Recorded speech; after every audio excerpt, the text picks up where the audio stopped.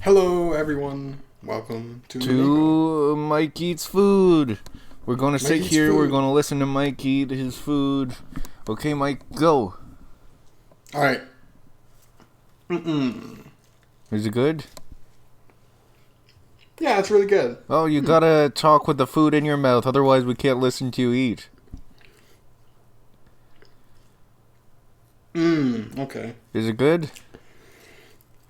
Yeah, it's good. Okay, let's just read then.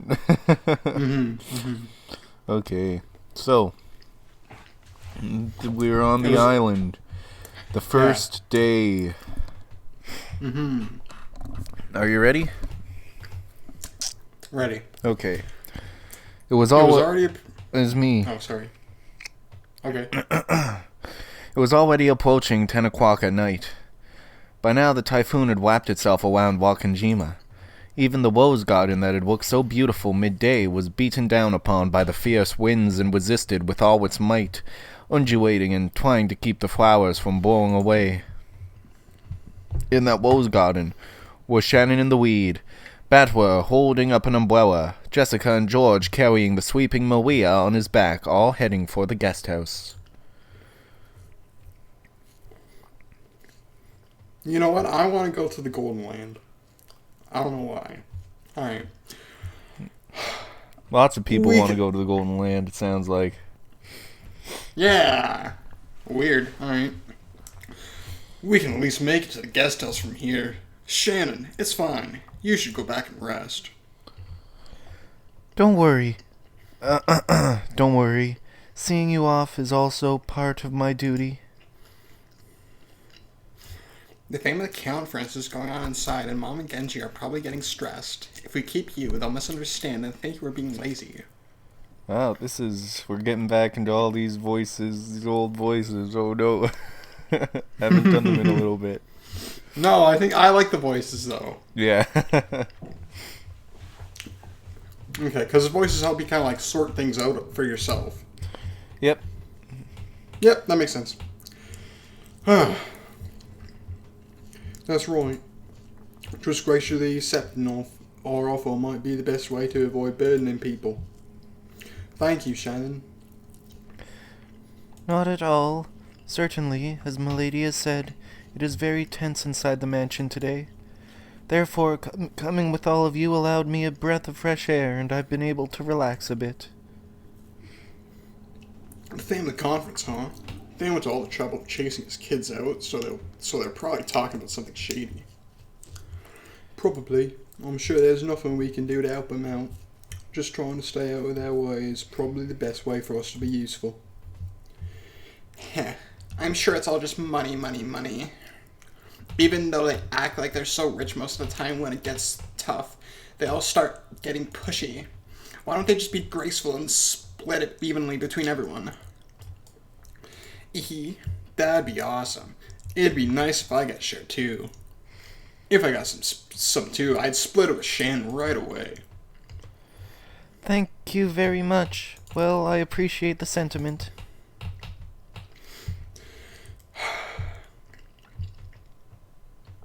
Shannon isn't greedy at all. Normally, girls of your age would have tons of things they'd want to buy. I guess, but none of the things I want can be bought with money.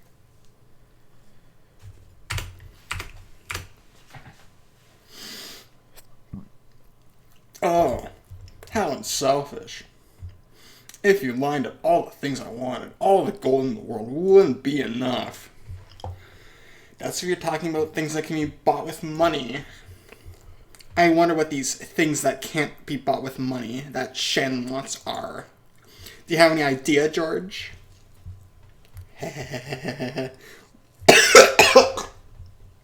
uh, well, I wonder. I'm not Shannon, so how could I know?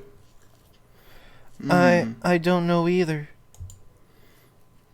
George and Shannon looked down, their faces red. Betwa had also heard about what was going on with them, so he knew what Jessica was teasing them about. Ugh. George is a person I respect. I think you've met up with a really great person, Shannon. Yeah, I also feel relieved that we can leave Shen to George.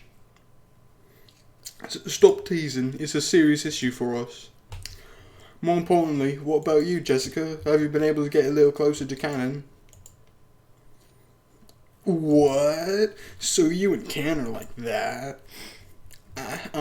Well, that's dirty, George. Twisting the conversation around like that's dirty.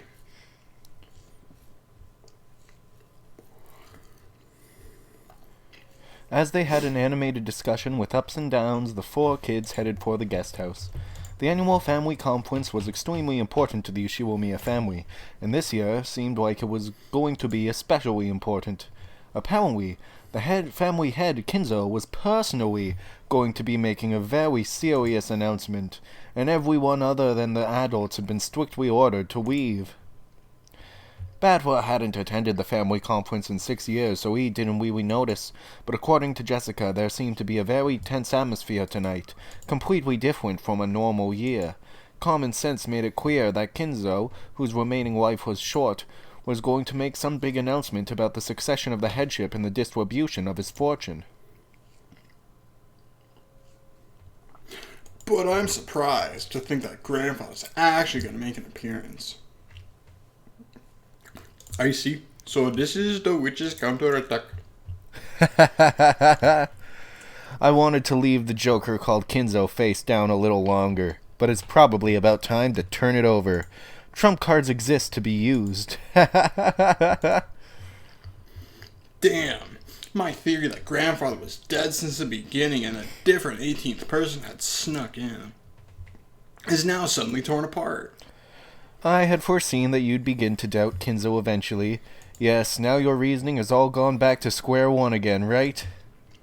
With this, your theory that Kinzo was dead at the very beginning and I was hiding as the 18th person goes poof. Ha ha ha ha ha! Fuck. But no way I'll lose heart. That's only one theory gone. I'll attack you like a storm, like a tornado. I'd have it no other way. Even the first twilight has not yet begun. It is far too early to give up.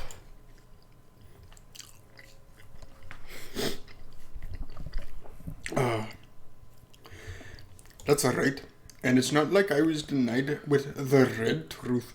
At this point in time, Balor's theory hasn't been defeated. It's too early to say that you've won. Yeah, that's right. It's still too early for me to just swallow her story. Grandfather is supposed to finally appear. But there's a chance that they'll talk about how his health has gotten worse, and he won't appear after all. Uncle Kraus might be trying desperately to hide the fact that Grandfather really is dead until the last second. Ha! I see. You could also think of it that way. Do as you please. It will be resolved soon. Very soon.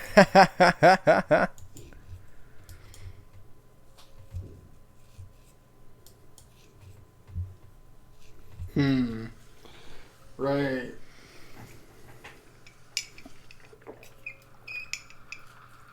All of the relatives and Nanjo could be seen in the dining hall. Nanjo sat alone, quietly watching the wind and rain outside.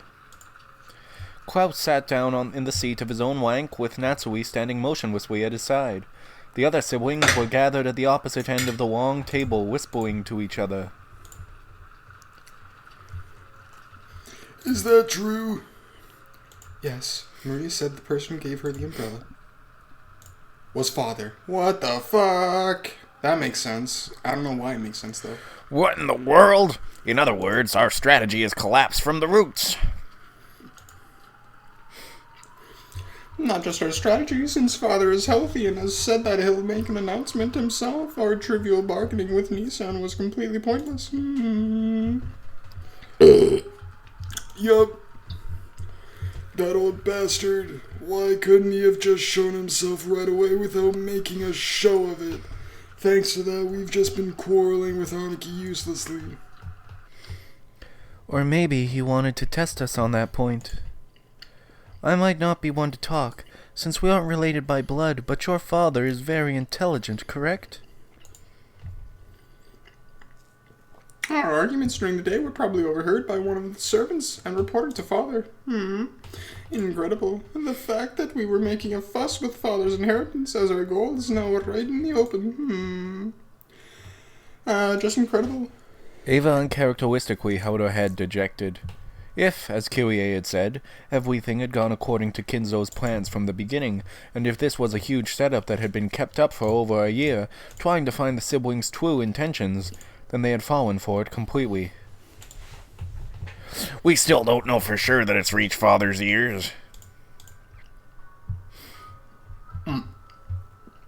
Sorry, I'm eating. Oh, you're eating. Okay. Damn, this is really helpful. Holy shit. Wow.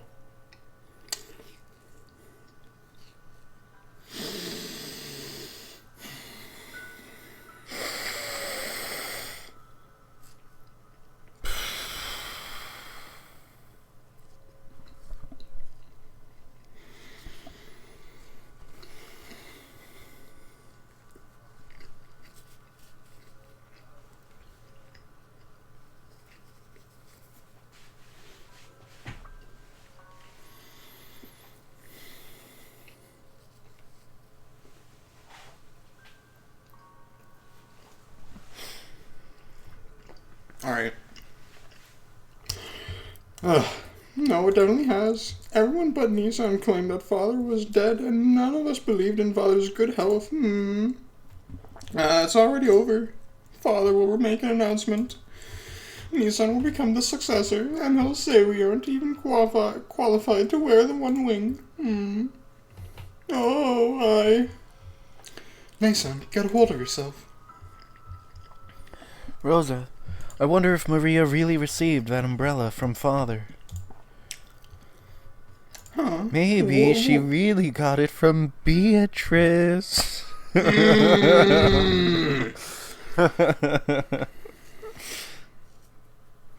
Maria might have seen Father. However, we haven't seen him. Maria only claims to have seen him.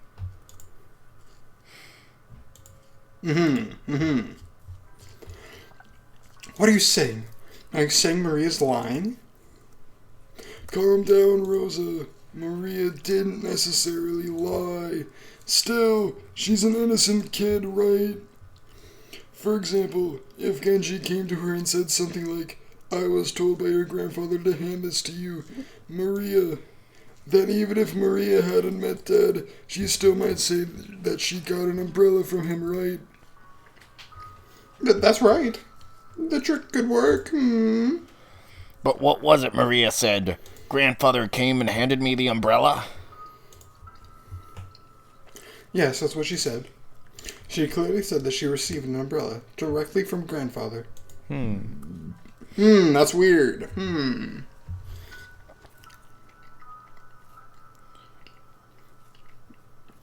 Right, it's like I'm starting to think that it's not me helping.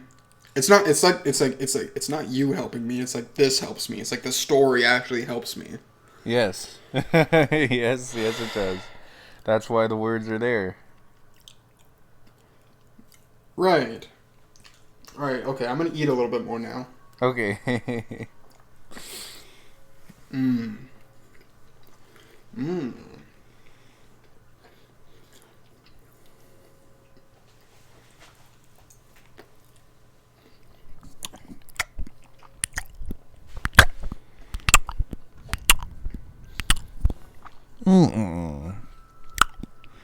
This food tastes real good. Sure does.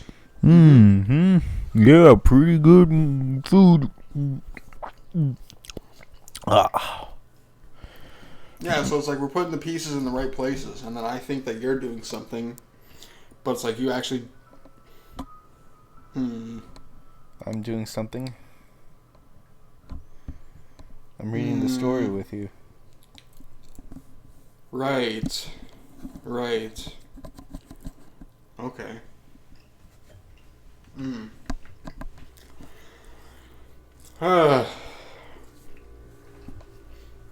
Okay.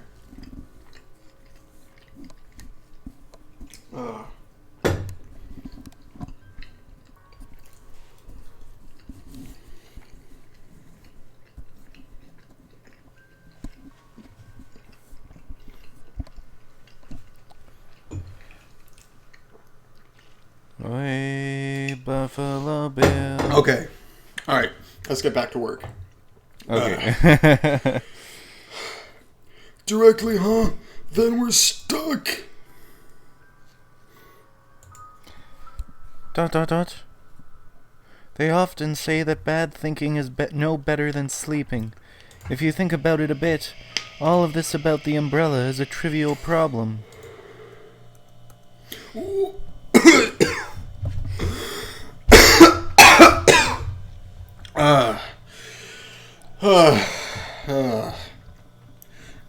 Why's that? Couldn't Maria have been bribed by Nissan to lie and say something that made it seem like Father was in good health? There's no evidence that Father actually handed the umbrella to her. Regardless of whom Maria received the umbrella from, assuming she was even given an umbrella in the first place, Father will appear very soon. Once Father's in front of us, the problem with the umbrella will become completely trivial. In other words, this is not the time to gossip about the umbrella issue. Yeah, it's not. Yeah, that doesn't even matter. Who the fuck cares where the umbrella came from? That's not... that actually doesn't... What the fuck? Does everything Beatrice say, like, not actually matter?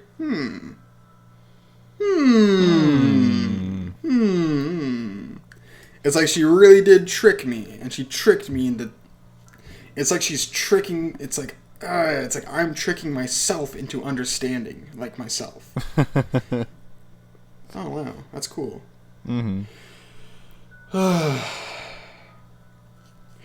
What do you mean this isn't the time?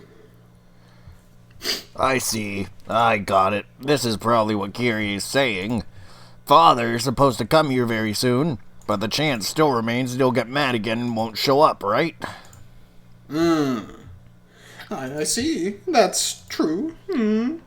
Maybe Nissan just said Father was going to appear at random in desperate bid to buy time against our investigation. Father really is dead already, and Nissan is still lying and saying he's healthy. In short, if Father appears, then no schemes will be effective. There's no need to even think about that case. We're fish on the chopping board. We'd have no choice but to leave fate to the heavens and negotiate directly with Father. That means we'd have no choice but to let him clobber us with his fist, then prostrate ourselves and beg for money. But on the other hand, if Father doesn't appear, then our primary strategy isn't hampered in the least.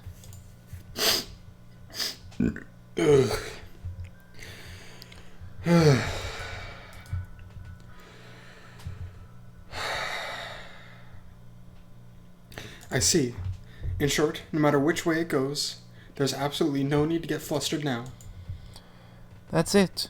If Father shows up, we just have to carry out the normal family conference. If he doesn't, we just have to keep on investigating Kraus. Wow, yeah. Cool. We can't let him talk his way out of it, like if he says Father's mood has suddenly gotten worse. It seems what we really should be trying to figure out is what scheme Nissan is going to try and trick us with. The way he just doesn't know how to give up is something I know better than anyone. I don't think I like Kraus anymore. Why not? I don't know, he reminds me of myself. Oh. And I guess I don't like myself anymore, but if I just keep reading, I'm gonna eat more again. I'm gonna eat more. Okay.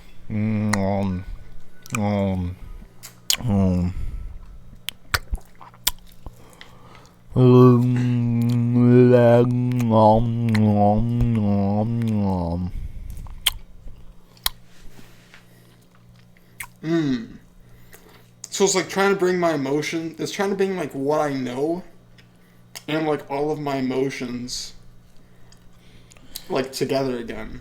And so this is like the problem.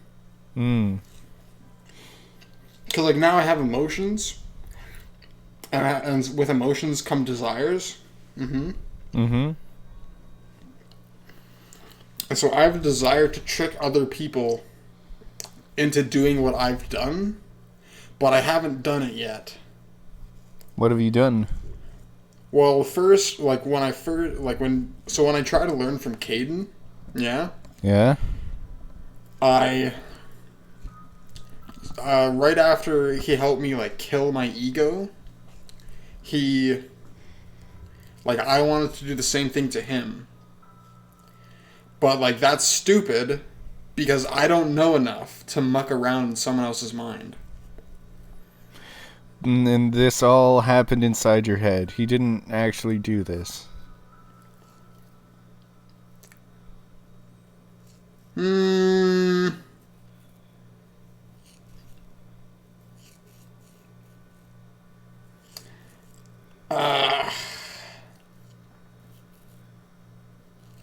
Okay. Sure.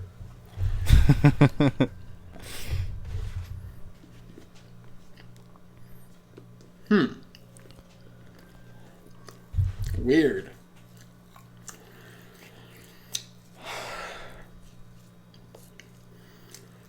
If father's well, we'll prostrate ourselves and beg for money. If it's a farce of Krause's, then we'll continue our ugly siblings' fight. It sounds like this year's family conference is going to be just wonderful. Yup. So bad thinking is no better than sleeping, huh? It's almost 2 o'clock. Should we press on a key? It actually says it's almost 10 o'clock. 10 o'clock. It's almost 10 o'clock.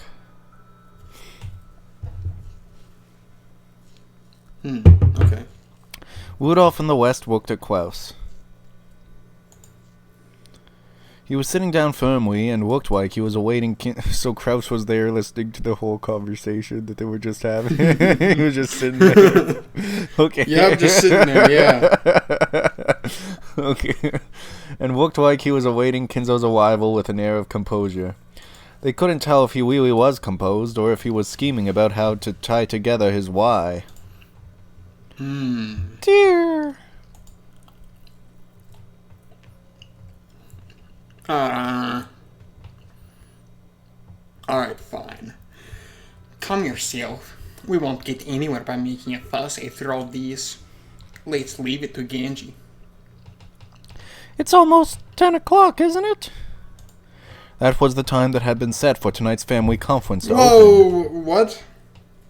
Huh? Because I read it as 22. Yeah, that's 10 o'clock. Oh, fuck, I'm fucking retarded. That's what I said. I said it's almost 10 o'clock. Let me check to make sure really quick. 2200 is 10 o'clock p.m. Yeah. Ugh. And it was the time that the Ushiwamiya family head needed to appear. Right then, they heard the sound of footsteps approaching from the hall. There were multiple sets. Natsui raised her head relieved. But because of the sound of a knock, her expression was filled with disappointment. Because Kinzo probably wouldn't have knocked. Oh, please excuse us. I have finished closing up the mansion for the night. It was Goda and Kumasawa. Unlike the powerful Goda, it was rare for Kumasawa with her old body to be forced to work this weight. Of course, Klaus also seemed to know that.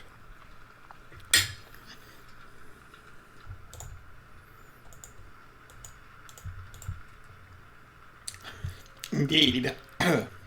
Good work. My apologies for making you work at such a time, Kumasawa.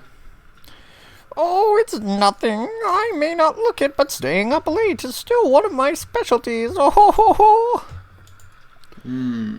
Wouldn't it be okay to at least let Kumasawa leave without being an observer? It really will be difficult on her body, I imagine. The order was to gather all the servants as well. I cannot disobey. Tonight's family conference was clearly different from normal. On a normal year, no one was allowed to attend except family members. To have the servants present for such a thing was unthinkable. But this year was different. All of the servants were told to attend.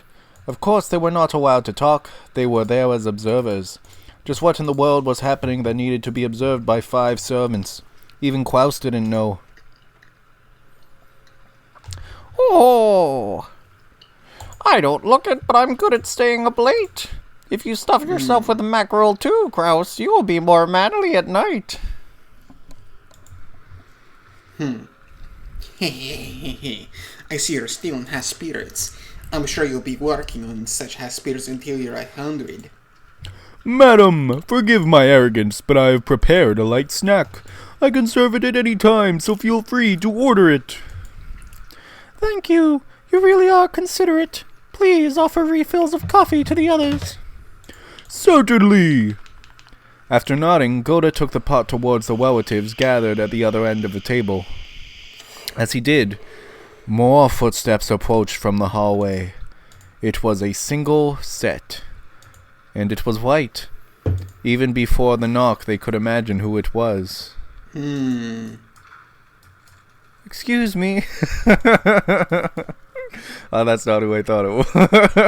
I was hoping it was Kinzo. Okay. Who do you think it? Yeah, I was. Yeah. I guess I've taken the children to the guest house. Good work. Tonight is a special evening. Make sure you stay alert. Yes, certainly, madam. Genji had gone with Cannon to meet Kinzo. There was still no sign of their return.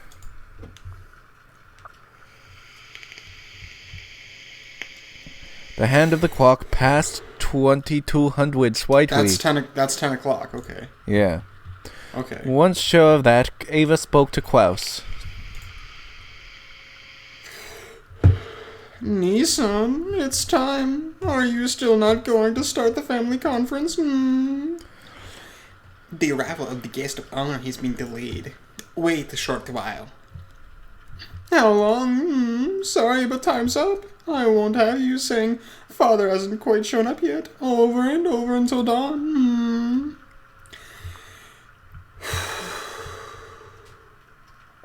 How could I make a promise about the time Father shows up? Why are you eating such a rush? Why not drink some tea and calm down for now?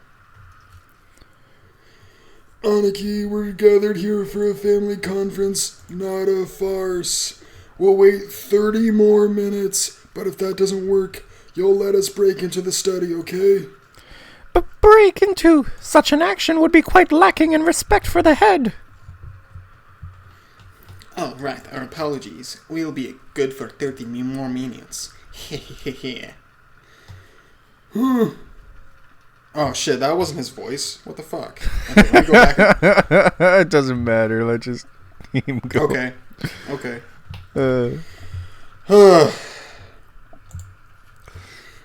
Oof. Ugh. I like. Ugh. Okay.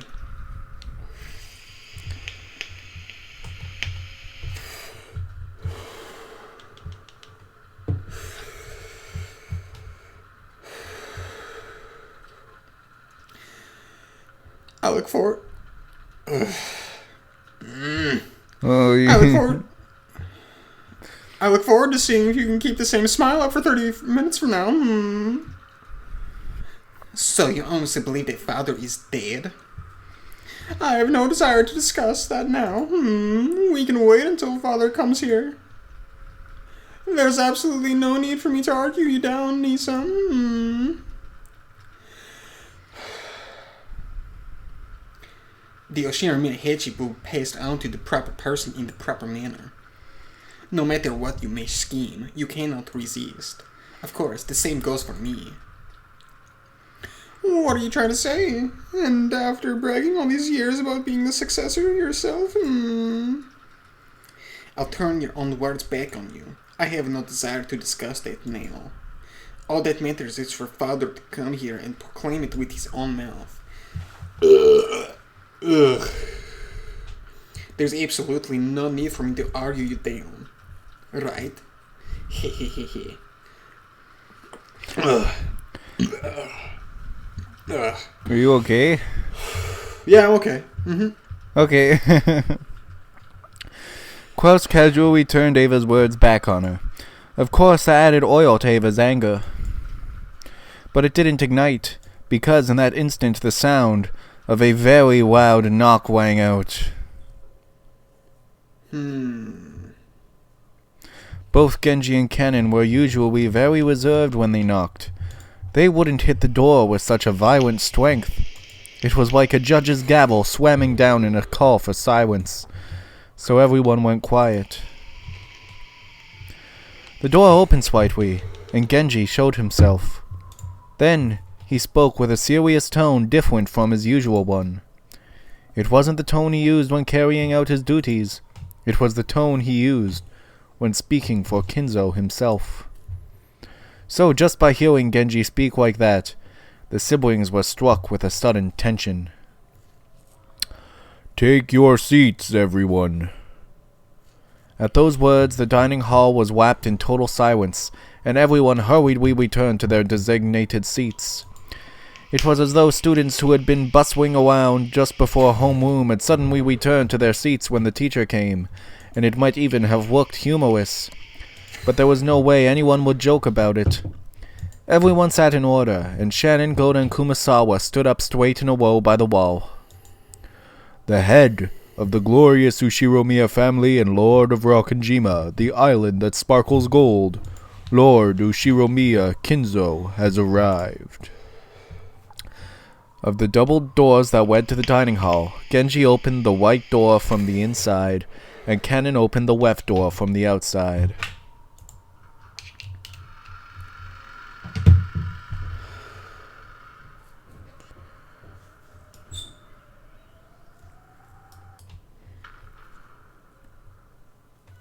And, welcomed by a respectful bow from those two, majestically fluttering his cape, Kinzo appeared. Kinzo's gait had a dignified weight to it, and it was hard to believe that he had reportedly been at the end of his wife. Genji pulled back Kinzo's seat and motioned for him to sit. But Kinzo stayed standing, signaling with his chin for Genji to move back.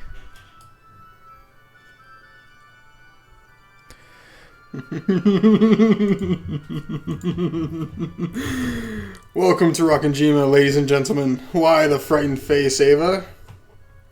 No, why would I be frightened? I'm just relieved to find you in excellent spirits, Father.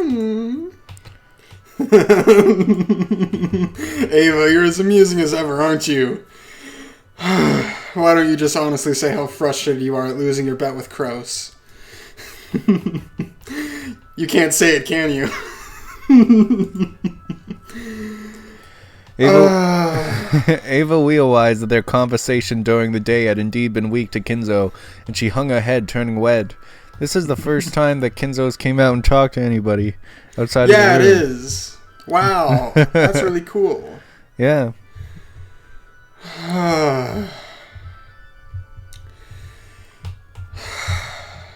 Well then, my sons and daughters and their companions, tonight I shall make an important announcement regarding my inheritance and the succession that you all seem so keen on. But first, I must tell you how incredibly disappointed I am. After all, until this very day, no one has been able to solve the riddle of the epitaph. Even though Kinzo said he was disappointed, a condescending smile rose to his face, as though there was no way the likes of these could have solved it, and his gaze passed through all of them. I plan to hand over everything from the one...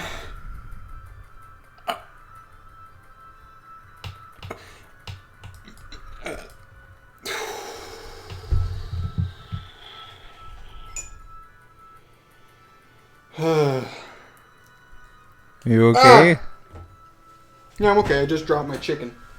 Oh, okay. I dropped it again. What the fuck? That's fucking stupid. Okay.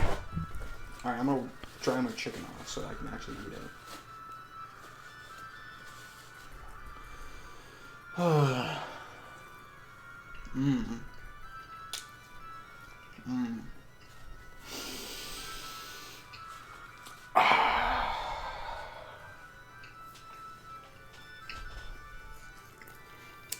Oh my god. You know what? What? I wasn't eating food before. What do you mean? Like, I just didn't eat food, and that's really stupid. Like, ever? Yeah, it's like I didn't eat food, I didn't sleep, it's like I didn't take care of myself, like, at all. You didn't sleep? Yeah, I didn't sleep. When? Well, I did sleep last night.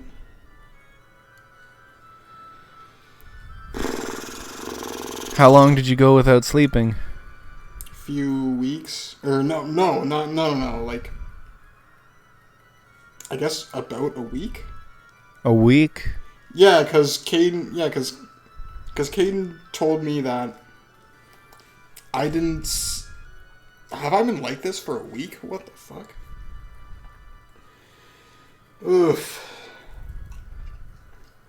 Alright.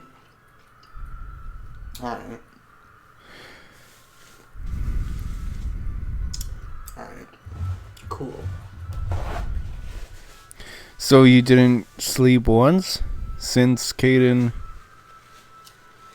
Yeah, I guess I didn't sleep once since Caden called me. Other than last night? Other than last night. Do you know what I like found something last night? It was like I found my dad. And like my dad called me and then he told me that he was worried about me. And then he told me that I had to, do a bunch of stuff and then I told him that I wanted to drive. That's awesome. Mm-hmm.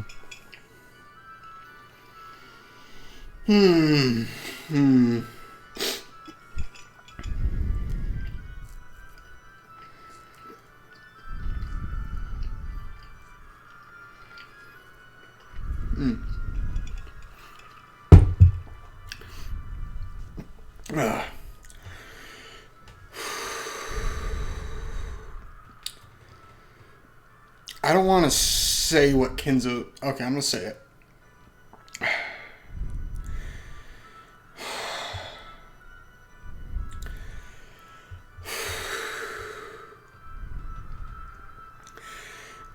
I had planned to hand over everything to the one who could solve it. But none have been able to solve it before today. And here we stand, with nothing of mine passed down to anyone. How shameful to think that not one among you has come forward with the qualifications to succeed me. How truly disappointing and shameful and pathetic. Wahahaha. The siblings hung their heads in silence. Of course, they would have solved it if they could. True, they couldn't deny that they'd wasted a golden opportunity, but it was just so hard.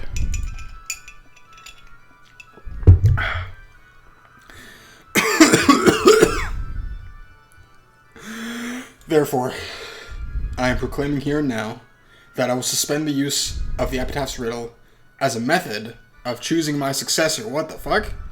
In short, time's up. What the fuck? This game is over.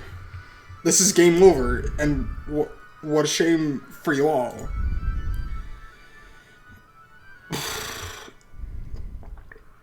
Even though I should have given you all an equal and fair chance, that's gone now. Yeah. It truly sounded like Kinzo was making a victory proclamation. In that case, will my oldest son, Kraus, succeed the headship? The answer is no! What the fuck? What? You understand, right, Kraus? I certainly gave you the title of successor, but all you did was let it go to your head. I let it go to my head. Do you know what a successor is? It means the person who will inherit your position after you, father. Wrong! The position of successor isn't something that's guaranteed by the current head at all. Listen up, Kraus. I won't tell you this again. A successor is what you call someone who finds everyone else who's after the headship, thoroughly breaks their noses, and makes it so they can never disobey him again. This is not only something that can be said of the headship. It's the same with money. A rich person doesn't mean someone who has money. It means someone who crushes everyone who had more money than himself and who scrabbles together more money than anyone else. It's the same with talent. A genius is not what you call a person blessed with talent. It means a person who crushes everyone with more talent than themselves. A person who can coerce geniuses and all other people to call them that using strength and charisma. You have a mistaken impression when it comes to all of these things. So you aren't of the right caliber to be my successor.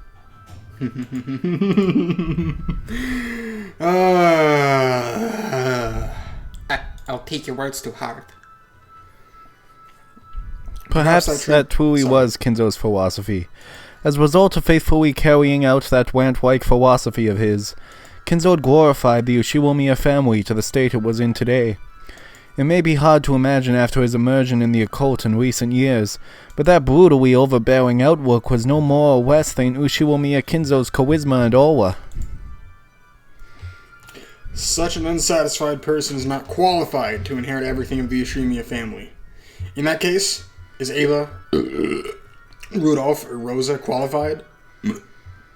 Again, no! You were unable to solve the riddle, and you were also unable to use a scheme to drag Kraus down.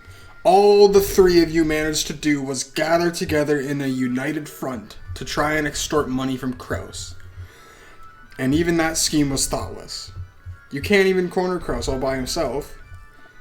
There could be nothing more shameful. You lack the...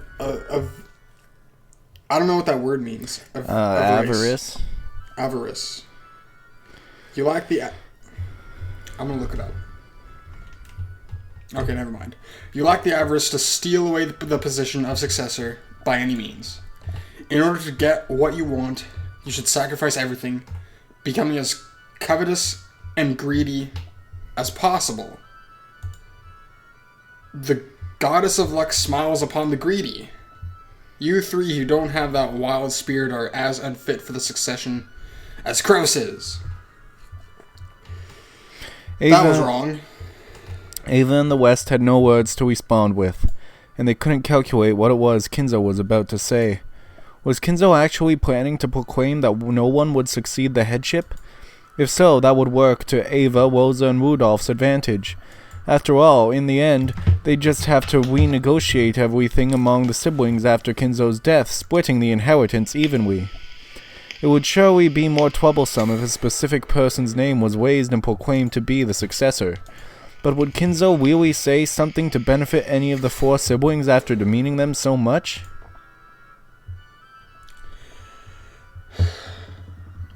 You don't think he's going to say that because no one will succeed him? He'll donate all of his fortune to charity or something, right? I'm afraid I wouldn't put it past Father.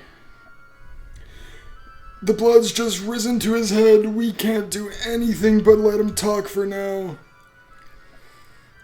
Well then, Father, what doubts do you have regarding the succession of the headship? Since I'm so utterly disappointed in all of you, I've lost the desire to hand it over to anyone. Therefore, the Ushiwamiya family will end here. It ends with my generation. Whoa. That came out. The Ushiwamiya family was crushed long ago in that earthquake. The current Ushiwamiya family is nothing but an illusion of gold. Nothing but an illusion of gold I'm glimpsing for an instant. The likes of which will end when I awaken from my slumber. Everything in this world is a dream, an illusion. Life is but a daydream before the awakening called death. Ah, yes, that's how it was from the beginning. That I should lose everything when I die was a part of Beatrice's contract and her curse. As if I'd let you, Beatrice. I will be the one who captures you. Tonight, that goal will be realized. Wahahahaha. For a while. Oh. For a while, Kinzo was overcome with cackling and his eyes bulged. Whenever he talked about Beatrice, it was always both eloquent and insane.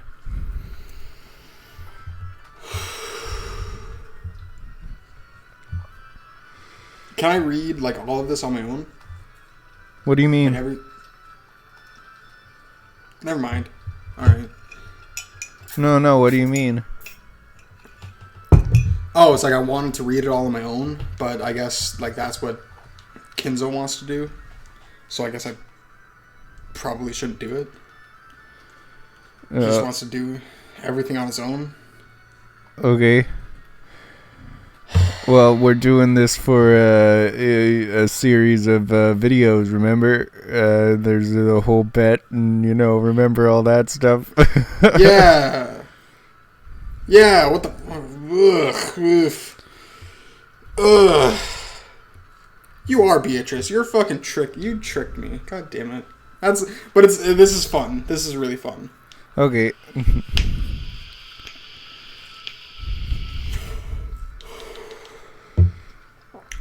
Foolish children such as yourselves truly are daydreams.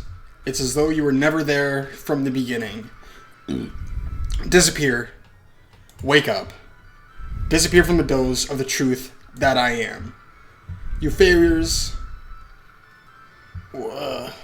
You failures that have not built up anything that makes you worthy to succeed me. Kinzo, if I may... What is it, my friend? Nanjo nervously raised his hand, asking to speak. Kinzo allowed him to. I understand how you feel, Kinzo. Because you love your children, you expect a lot of them. And as a parent and grandparent myself, I understand how parental affection can make you feel as though your expectations were betrayed. However, you are extraordinary, Kinzo. A genius. Isn't saying that it's only natural for them to catch up to you a little too harsh. Despite that, Kraus, Ava, Rudolph, Rosa, and all of their partners have done their very best to catch up with you. Oh? And just how much money have they built up with this doing their best? After these cowards fail completely in ventures and gain debt. Still try to sponge off me. How can you say that they did their very best? Money is the crystallization of everything in this world. If you cannot grasp that, then you cannot grasp the world. If a life cannot strongly grasp this world, it doesn't deserve to live. That makes sense. Disappear. Disappear from my life and reality. That's a reckless argument. With that logic, even I must not live. Even so, I believe the time I spent playing chess with you was worthwhile for both of us, Kinzo. You should know better than anyone else that there are many things in this world that cannot be bought with money.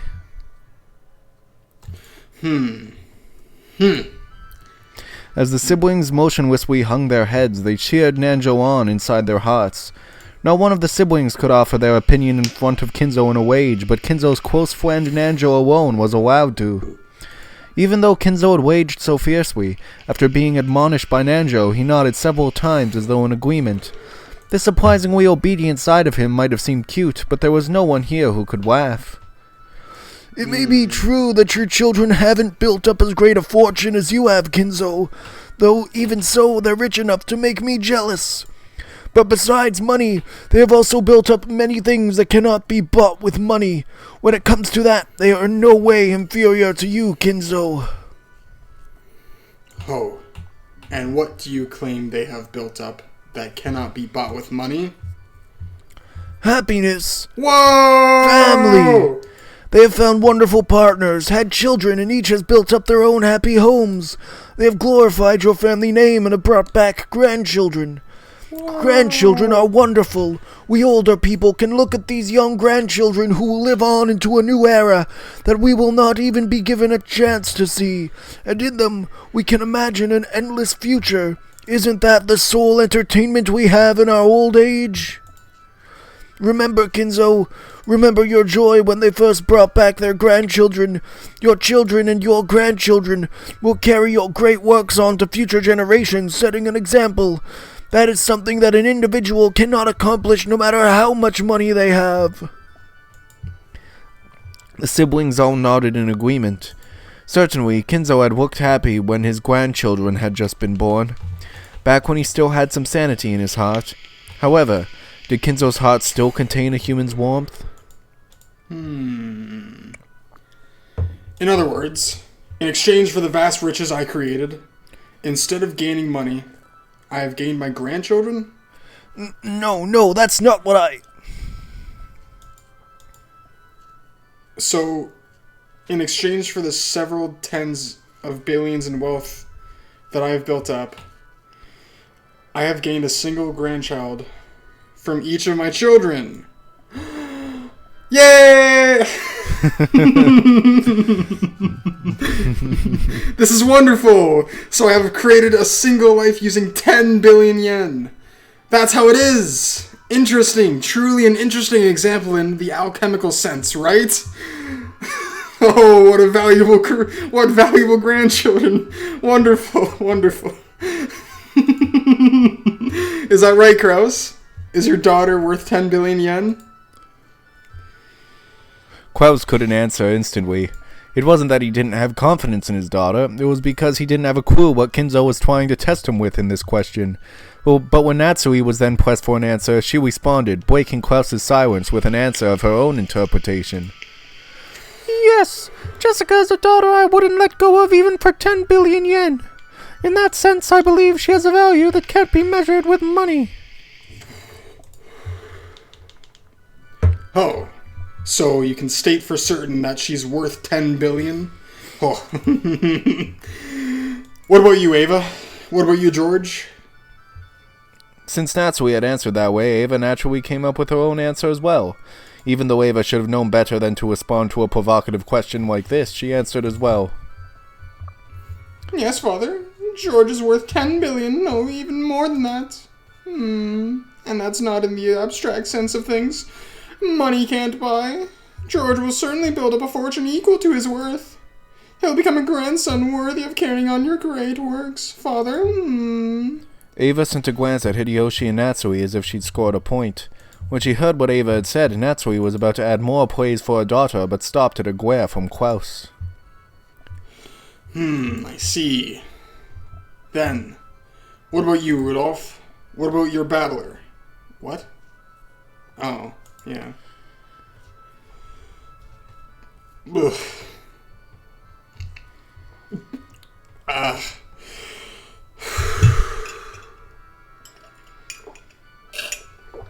I'm gonna get some more water. Okay.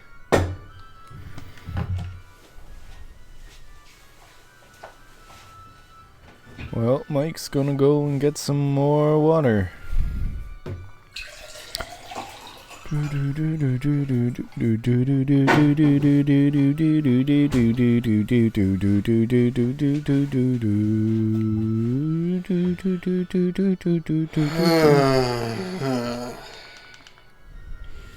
Holy shit.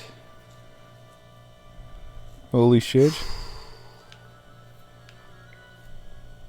I guess it's just a lot to take in. Oh. It's not that much to take in.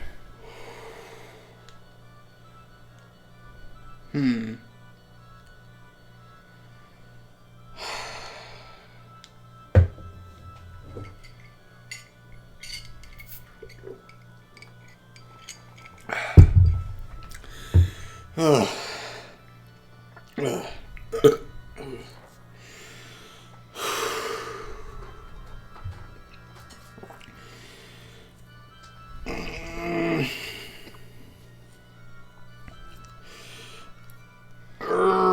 Why do I not want to read it?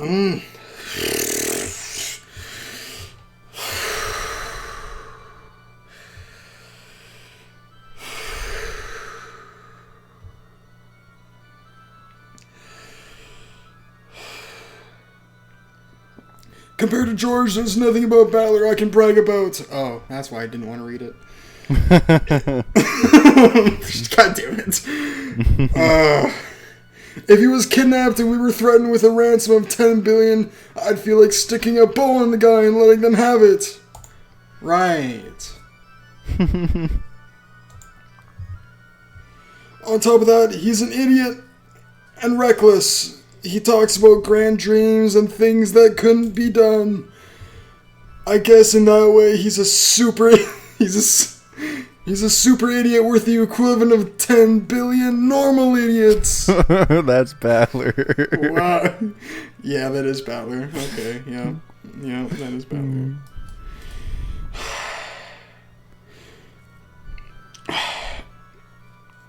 But I'm sure that guy could do things that even a group of 10 billion average people couldn't do. Well, I'm pretty sure he'll fall flat on his face. The world isn't easy. But at the very least, there's no doubt that watching over his life will be more fun than looking at 10 billion average people. Ava clicked her tongue at that clever style of speech, which would probably match Kinzo's tastes. Apparently, Rudolph had done that on purpose, so he grinned back at her.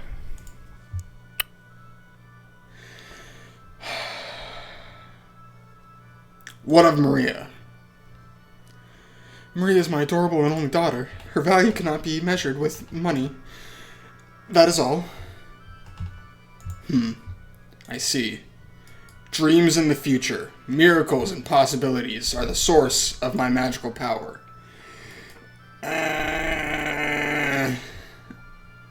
No magic without hopes hold any strength. I cannot expect any more from you, who have proven to be average. But I see my grandchildren hold future possibilities. That's what my professor told me. She told me that I'm not special. Right. This just okay. So this just helps me put the. Yeah. Okay. Well, what did your professor tell you? My professor told me that I just have to put the pieces like in the right place. Oh, okay. Yeah.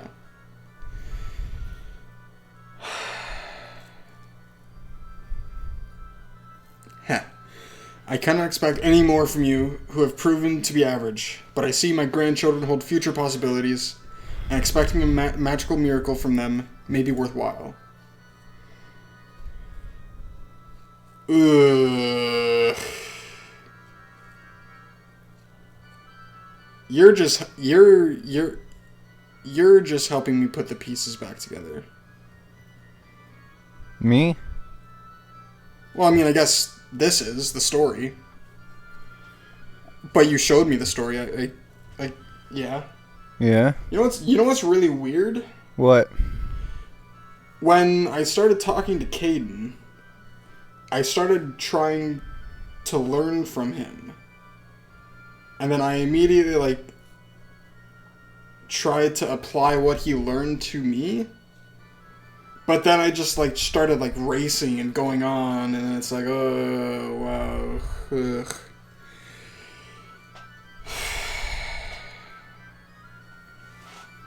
Yeah, okay, that makes sense.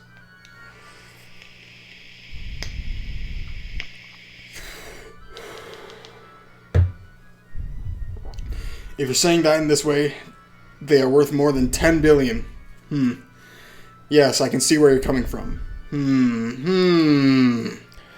Kinzo got in a rage, he wouldn't let anyone speak up, but even so, he would sometimes accept something on his own while yelling by himself and change his own opinion. That's what this felt like to the siblings. Apparently, even though Kinzo had been disgusted by his unsuccessful children and had cast them away as being unfit for the inheritance of his title or his fortune, he wasn't sure about his grandchildren. At this rate, he might soon say that the inheritance would go to his grandchildren instead of the siblings. As the siblings sat in fear of what their fickle and short-tempered father might suddenly think of next, they carefully watched his every move.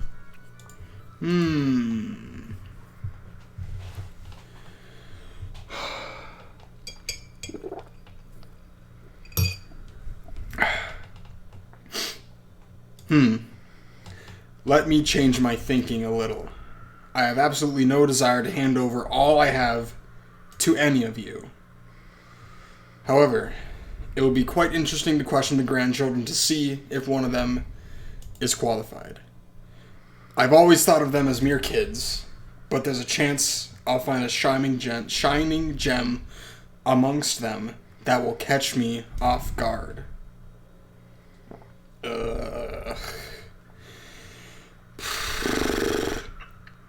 And testing them for what that would be, yes, it would be a shame to abandon that final side trip in my remaining life. Well then, what shall I do? I can, with confidence, recommend George as someone fitting to follow after you. Ava claimed that right away. Naturally looked like she was about to follow along, but Klaus gave her a look telling her to restrain herself, so she swallowed her words. How bold! Then, let us do this. I will individually question the grandchildren to see if they are qualified to succeed the Ushiyumiya family inheritance and wealth. Father, However, that does not mean that one of you will indirectly receive the inheritance. I am already disappointed in you all. There is no longer anything I have to give you. Not a thing. The ones I will question are my grandchildren, and the ones who might succeed me are my grandchildren. Make absolutely sure that you do not mistake this. Understood?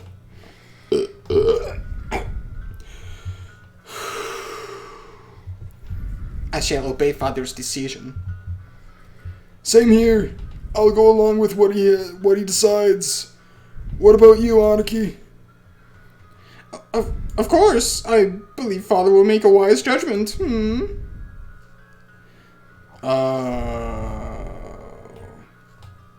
Okay. I will also obey Father's decision.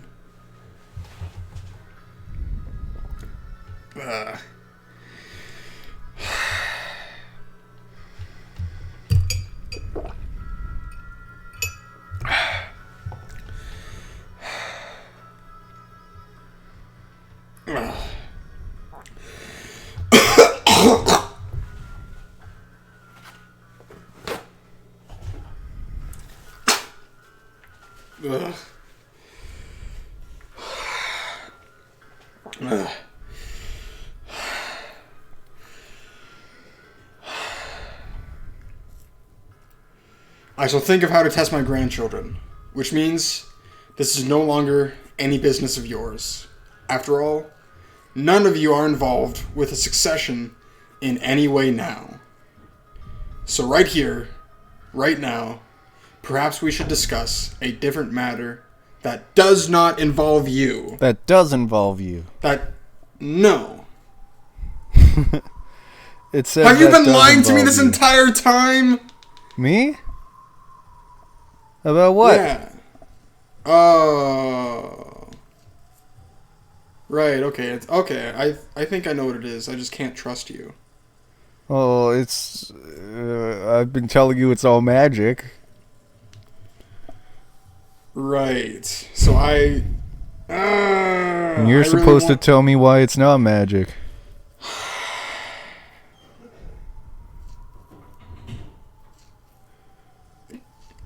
I want to say it, but I think I have to finish the story first.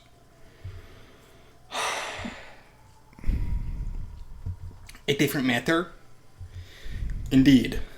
That is tonight's true purpose. And the true purpose for this final Ushiyumiya family conference as well.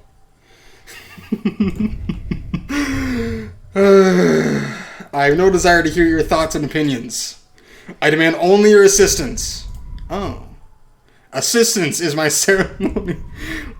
Oh my god. Whoa. Your ceremony? Quiet. Father's talking now. Rudolph and the West had automatically narrowed their brows at the occult-like word. Could he be planning to start some strange ceremony involving Beatrice's resurrection again? And he wanted their assistance? What in the world was he planning to do? In the past he had carried out many eccentricities that he had called by the same name, such as starting to burn a strange incense and filling the whole mansion with the stench. To the siblings, a ceremony was nothing more than one of the aged Kinzo's obnoxious hobbies.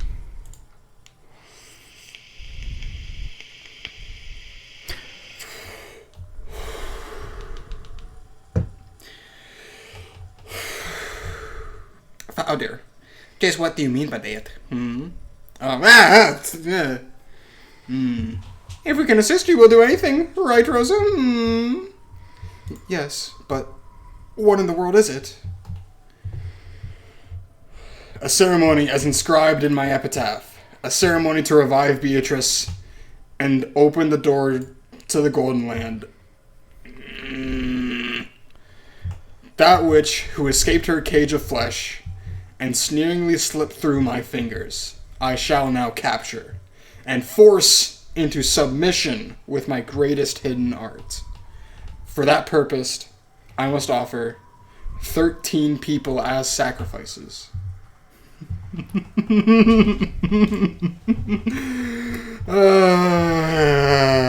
Gathering 13 people worth of sacrifices is no easy feat, but tonight is the family conference. Many adults have gathered on Rakanjima. There could be no other day on which to carry out the ceremony. Taken literally, it sounded like he was telling them to become human sacrifices for his dark ceremony and die. Ridiculous. Was it some kind of metaphor? But they didn't even have a clue what he was trying to illustrate. The siblings whispered together about what Kinzo was saying. What's Dad going on about? Is this his usual sickness? Probably. Listen silently for now. I'm sorry, Father. I don't understand what you mean by that. What is it you don't understand? Yeah. What the fuck?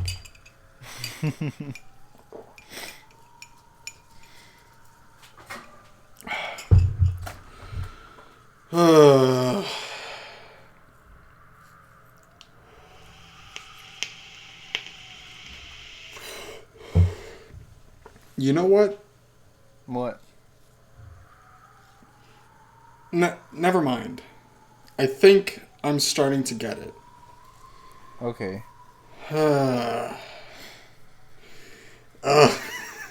It's starting to make sense.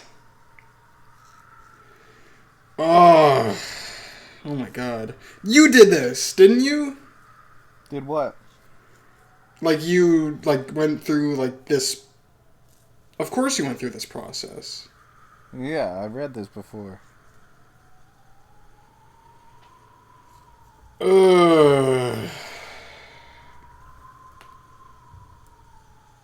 Oof. Right. Weird. Ugh.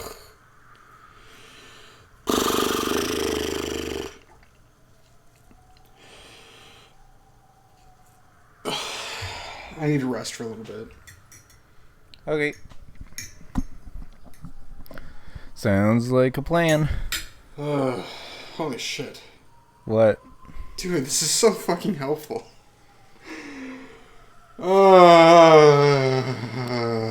That's good.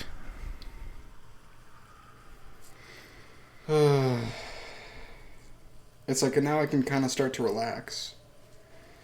Good. It's like you don't have to do everything at once. Yeah, you don't have to do everything all at once. That's why we're taking it real slow. You want to know, I read Umineko way too quickly. Right. Yeah, it's cool. I didn't give myself any time to think about it. Because I read it all in like a week or two. Oh my god, that's... Right. Yeah.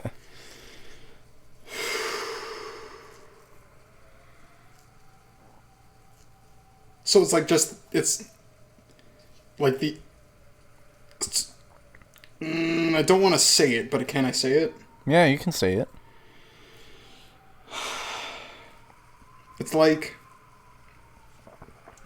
it's a really... So, Carl Jung said something about the a priori existence of all knowledge. Mm-hmm. And then he also said that the introverted intuitive leads an unconscious life. Mm-hmm. And so, once you go through, like, some kind of transformation of the self, then you can... And the a priori structure is, like, story. Mm-hmm.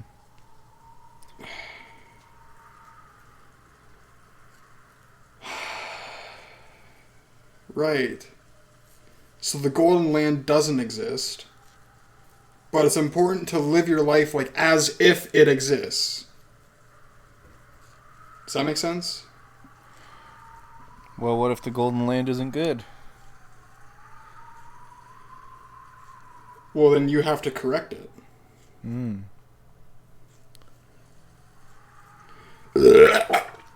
Ugh. Okay, I'm gonna eat a little bit now. Okay. What are you eating? Still chicken?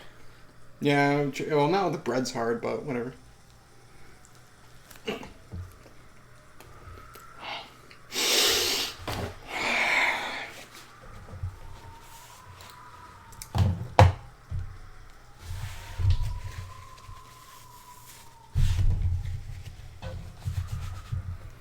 Mm-hmm.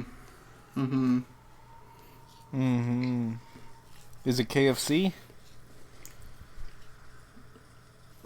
No, it's Indian food. Ooh. Mm-hmm. That's good. Oh! I, like, make too many assumptions. Mm-hmm. That's what Caden told me. Caden told me that I make too many assumptions. But that was In a the dream? phone call? Well, you had a phone call with him, but then you also... No, it's all been a phone... What the fuck? It's all phone calls! No. No? What are you talking 'cause- about? You oh, said it's that Caden... Are you talking about when Caden destroyed your ego, or when you had the phone call with him? Well, I think that, like, Sakraton... Oh my god. Carl Jung said that the introverted intuitive has to manage his projections. Mm-hmm. And so these projections have a base structure. But this base structure is like circadian rhythms, and they all get, like, out of whack. Mm-hmm. And so you gotta try and help me under... Well, your circadian rhythm is really out of whack if you haven't slept for a week. Right. Oh, you know what else? What?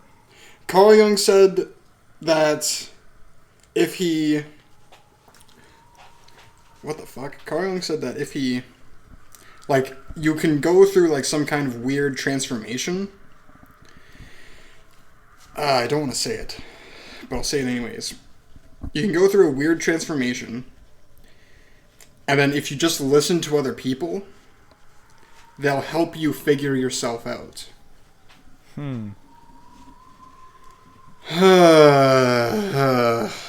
Right. Oh my god.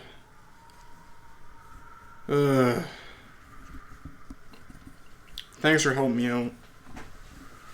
You're welcome.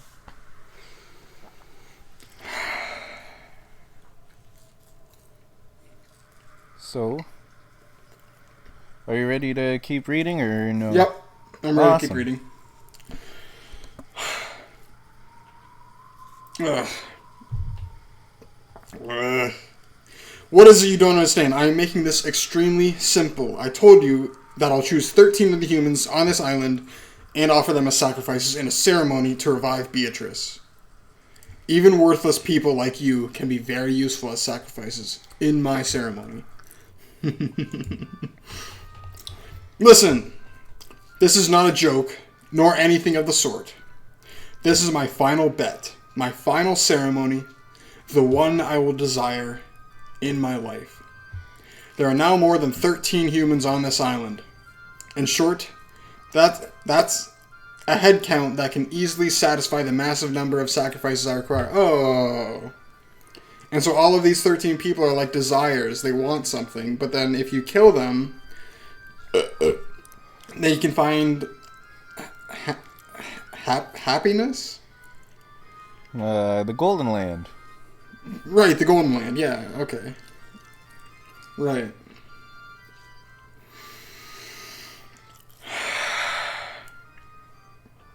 In short, there's a head count. You can easily satisfy the massive number of sacrifices I require. Become the sacrifices for my ceremony. Kinzo, you weren't serious about what you said back then, were you? It wasn't a joke. Unusually for him, Nanjo's face changed color as he stood up and shouted. It seemed this wasn't the first time Nanjo had heard all this dark talk about 13 sacrifices. Sorry, my friend. That was no joke, nor anything of the sort. It is what I bet my life on. The final ceremony, the final game that I will attempt. Yes, this is a game. If gaining my fortune and leaving the island is your goal, then there are only 2 ways to achieve it. Will you escape being chosen as one of the 13 sacrifices and spectacularly survive by finally solving the riddle of the epitaph and stopping the ceremony?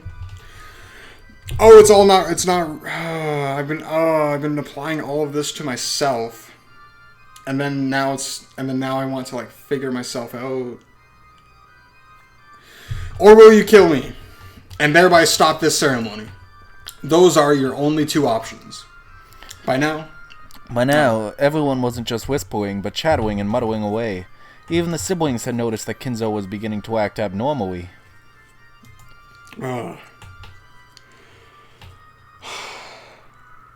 Father, are you a little tired? Genji, has father been drinking? No, the master is sensible.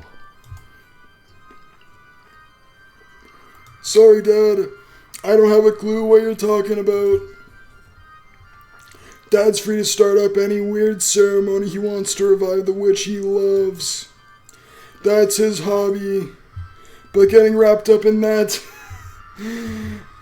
and being made into a human sacrifice is a little more than I can handle.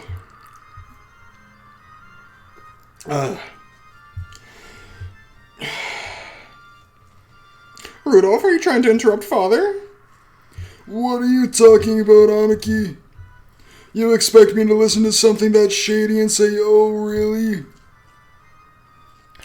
Was the ceremony Kinzo had mentioned widowy something disturbing, or was it some kind of test to choose the successor? It seemed that Rudolph had taken it widowy, but Ava apparently still believed that it was something like a test or examination to find a proper successor. But Kinzo responded with a queer smile.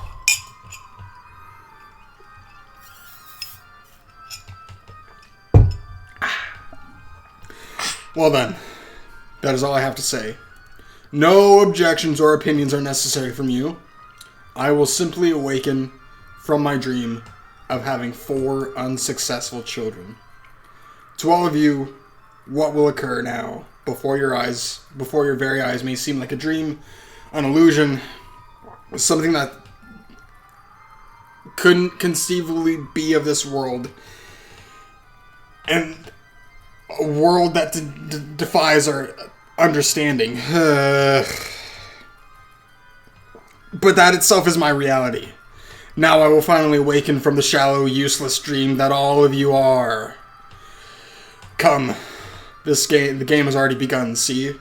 With this, many of you here, I can take lives starting with anyone. So long, my unsuccessful children, and for the final and only time in your lives, be useful for my ceremony. Arise, Pendragon's memorial troops.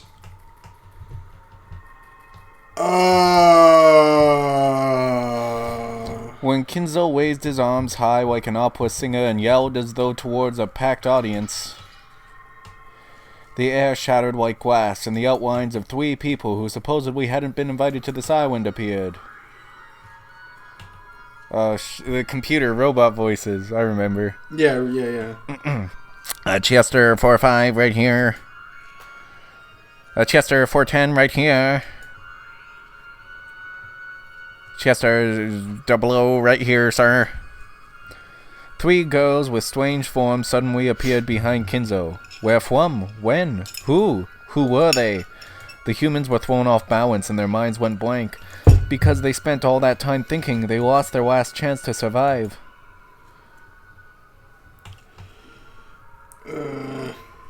You have permission to shoot 6 to death. I leave the choice of targets up to you.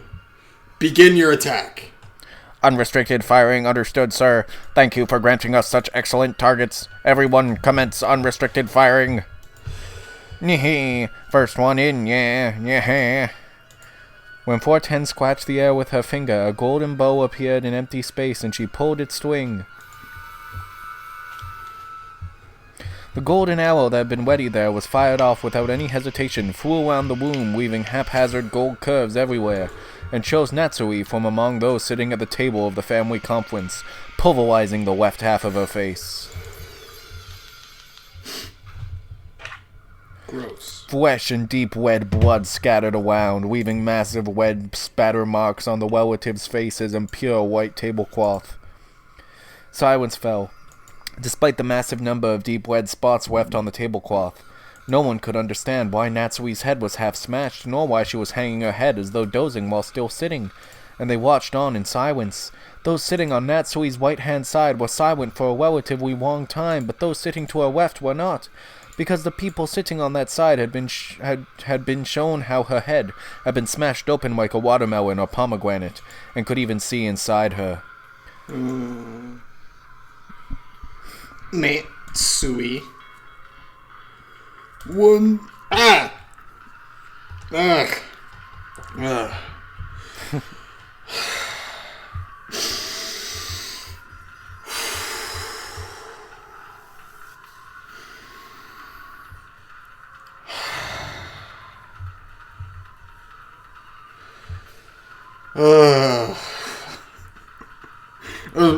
Okay, sorry.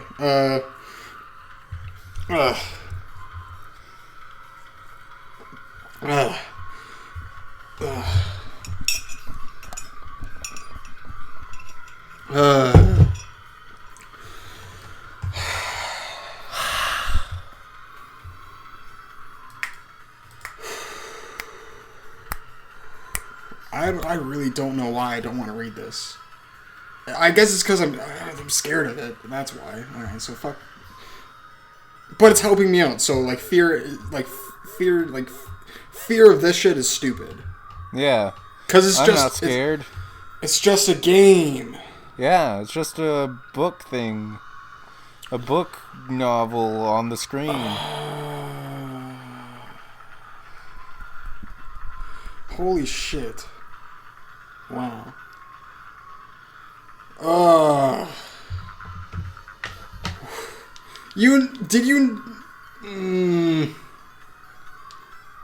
Alright.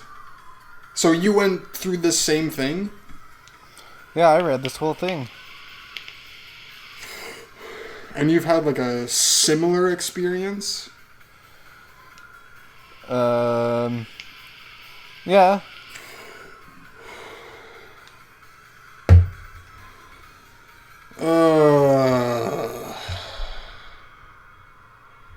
Right. So that's what it was. Mm. So I project myself onto other people. Uh-huh. And then I try to learn from them. But because I did that with Caden's quote unquote personality, and I tried to learn from him, then I just started going off the deep end. Because I tried to figure everything out on my own. But it's because it's kind of backwards. Mm-hmm.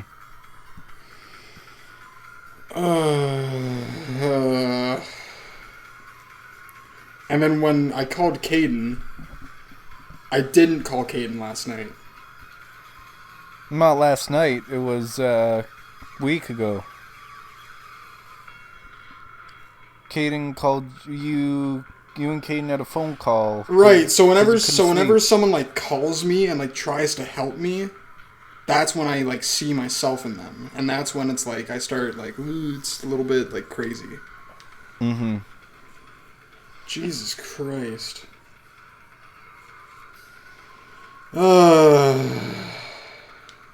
Wow.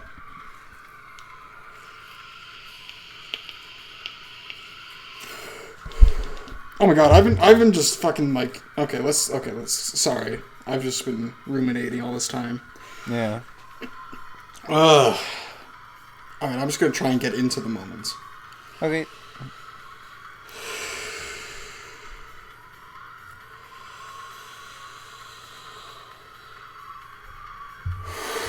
One down, Natsui. Is it?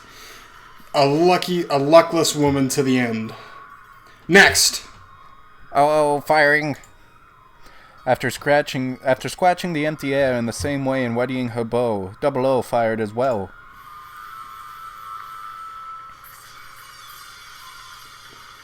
After it flew around and around at high speeds like the golden arrow 410 had released, drawing a convoluted curve in the same manner, it smashed half of Rudolph's head in the same way as he looked at Natsui in shock, killing him instantly.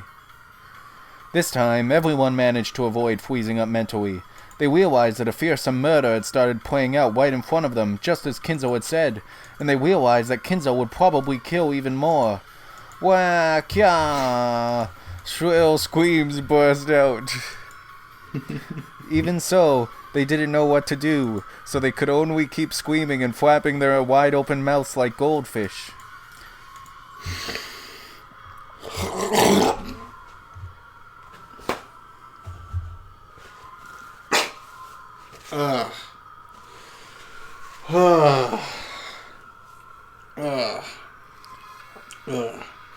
Father.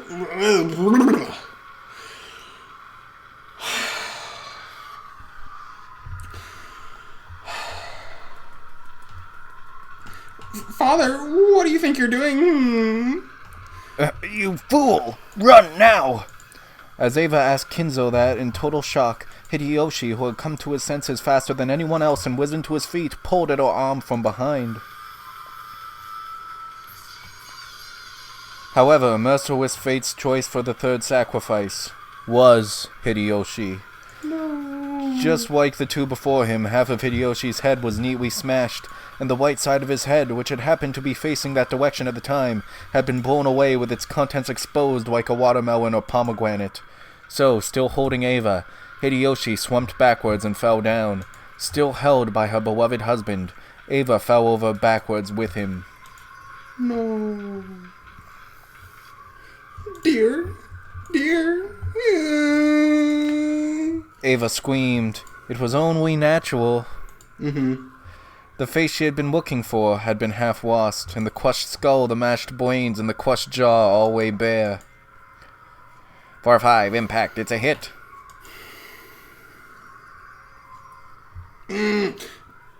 Spectacular. Fire again. 3 more remain.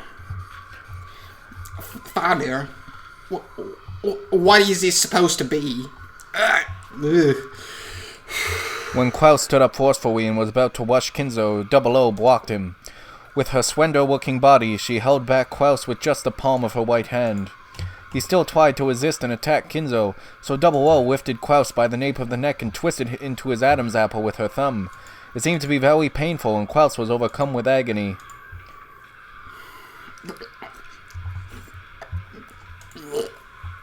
Everyone, round, get the police, an ambulance, quickly. Everyone, let's escape! Escape! Nanjo's sharp words finally dissolved the spell that had been holding them down in their chairs. When Goda and Kumasawa each tried to escape from the dining hall first, 410 moved in an instant and appeared there, blocking the way. You sure are slow, yeah? Did you think I'd let you escape, yeah? Hey! Help me! Goda! Duck! Even though Goda didn't understand, he crouched when he heard Kirie's sharp voice. Then a burst of air rushed above his head. Kirie had taken a big swing with a chair to mow 410 down. But 410, still with a mocking expression, easily caught that widely swung chair with a single hand. Tch! What a scary woman, yeah? You really want to go the same way as your husband that much? From the cuff of her arm where she had caught the chair, something like a shining golden snake appeared, wrapped itself around the chair, and burst open. It was a fearsome power, like a vice. When Kyrie realized that the being in front of her, which looked like a girl, was actually something that surpassed human knowledge and that a human could not even begin to oppose, her head was filled with a fierce alarm bell that welled up from deep inside her. Whoa. Genji, Shannon, and Cannon, all of the servants permitted to wear the one-winged eagle, continued to stand calmly at attention by the wall, even with a scene like this before their eyes, making them look very bizarre and eerie. For an instant, Kyrie thought that they'd managed to stay calm because they were with the enemy, and had been given a guarantee that they wouldn't be killed. But as soon as she thought that, the side of Genji's face was blown away from her eyes. Genji! 4-5, impact, it's a hit. Oh, Genji. How unfortunate. Rest in peace, my friend. Your death will not be wasted. You will become one of the 13 keys essential to the resurrection of my beloved witch.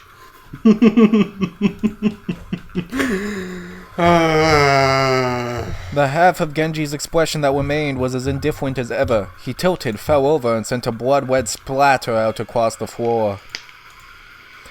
Genji, we're nothing more than the witch's pieces.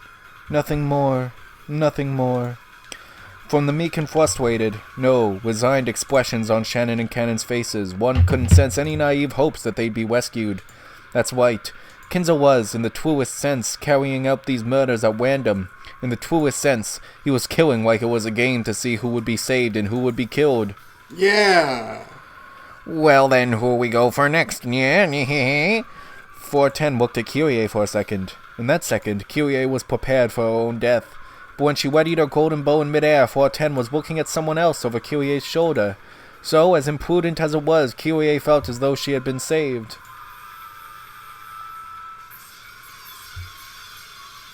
Again, an ugly, exploding, popping sound rang throughout the room. Who was it this time? When Kyrie turned to face the direction of the sound, she saw blood gushing like a fountain, and Ava lying on her husband's chest. Of course, her face had been half smashed just like her husband's. 410 had mercilessly targeted Ava as she clung to her husband's corpse, sobbing. Let go of Nissan. Let go of Nissan.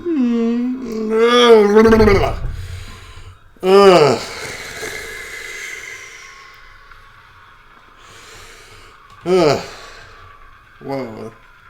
Yeah. Yeah. That's... So it's just my emotions that they're, like, out of whack? And, like, this is, like, kind of like the basis of emotions? Like, the story? It's like the story just helps you put the emotions in the right place. And, like, that's the key to the Golden Land. Golden Land.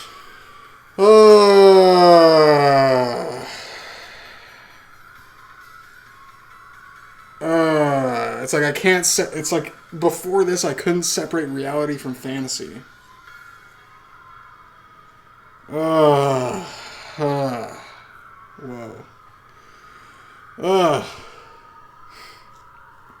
Okay.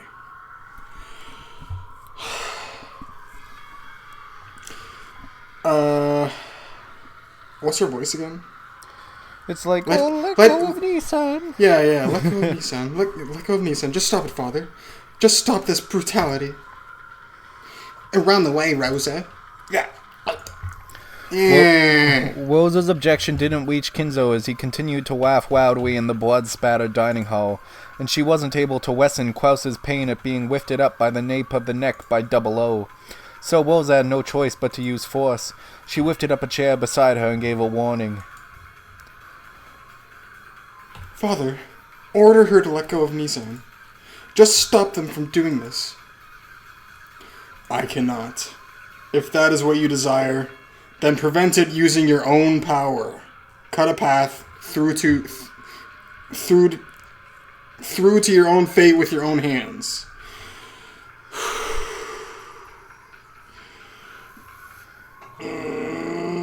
Okay.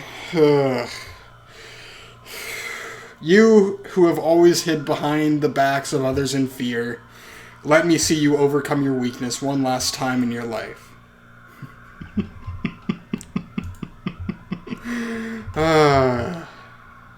Father.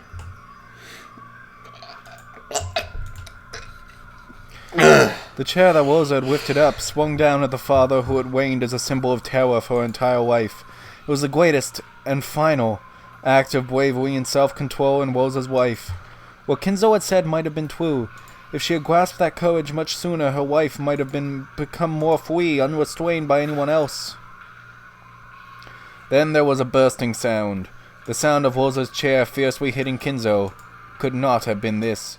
With the chair still lifted up, she neatly lost half of her head and slumped over. Still holding Klaus up with one hand, Double O had struck her other hand out towards Woza. The golden snake released from that arm had constricted Woza in a helix and had smashed into her head. Defensive firing. I apologize for the discourtesy of shooting so close to you, sir. I care not. So this makes 6 people. Yes, Lord Goldsmith, this makes 6 people. When she indifferently communicated that, Double O let go of Klaus, whom she had been lifting up this whole time. Indeed. So the sacrifices of the first Twilight were Ava, Rudolph, Rosa, Natsui, Hideyoshi, and Genji.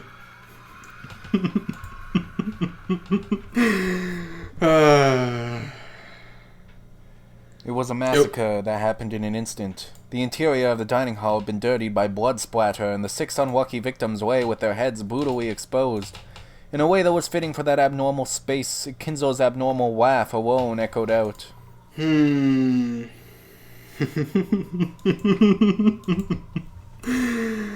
curtain has finally risen. The ceremony to revive Beatrice has begun. You lucky ones who have managed to escape the first Twilight, allow me to introduce you to my friends. Arise, my friend, Ranave. When Kinzo called Wonave's name, the demon butler showed himself in midair, bowing respectfully.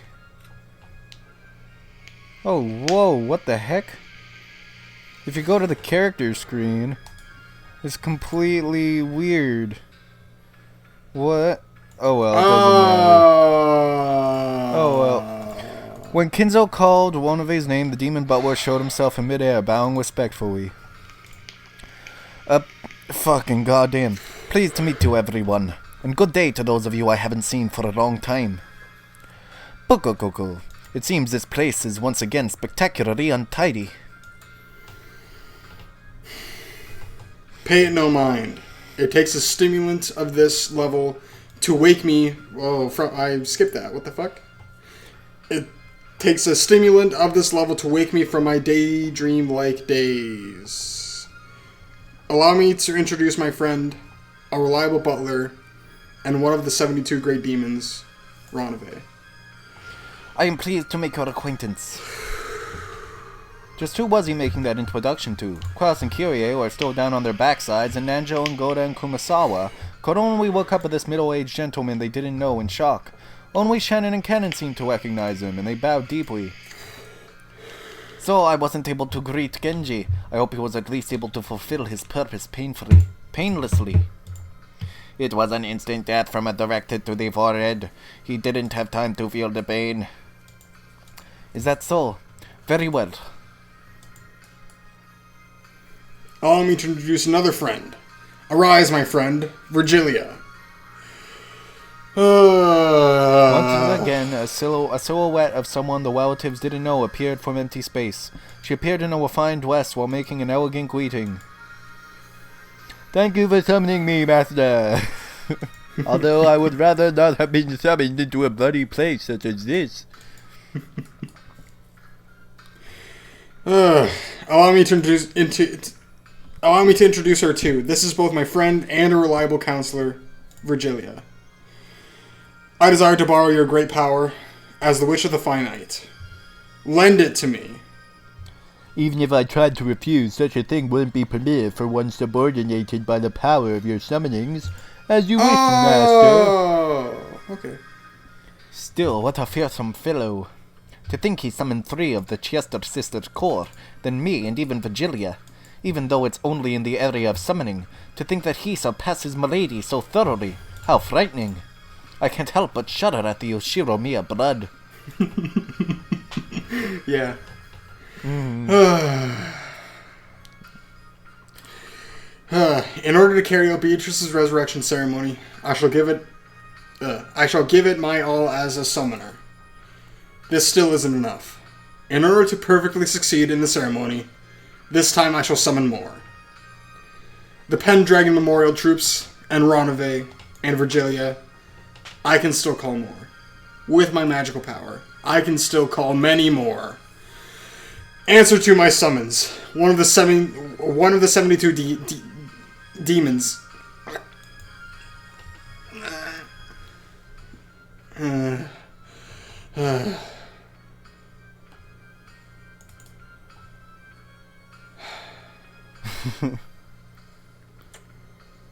Okay. Okay. Okay.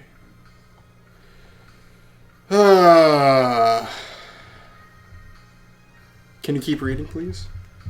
What? Oh, yeah. Oh, I was waiting for you to say that one of the 72 demons. You didn't say the name. Yeah, because I don't need to say the name. Because the name doesn't actually matter. Okay. Well, then I'll keep reading. Yay! Gop? You can even materialize her? It probably means that the corrosion has advanced even more on this island. It had already proceeded far enough to materialize us. By now we shouldn't be surprised no matter how great a demon he summons. Has Rokenjima already been completely sucked into a parallel world then? I hope he does not surrender. He learned a lot last time, correct? After all this time, he won't surrender over this much. Probably, I should say. Pukoko. Well then, shall we enjoy the stage we now stand upon? It seems the main character is the master this time. Let us expect a script of a different flavor than Milady's. Yay! Whoa! When Weird. Kinzo strongly concentrated his magical power, a pale white gathered in the empty air, twisted, and a magic circle was drawn there with a deep red glow. And with a sound like glass breaking, a new demon could be seen there. Whoa! Oh, sorry. You did well to answer my call. One of the 72 great demons. So what should I make her voice?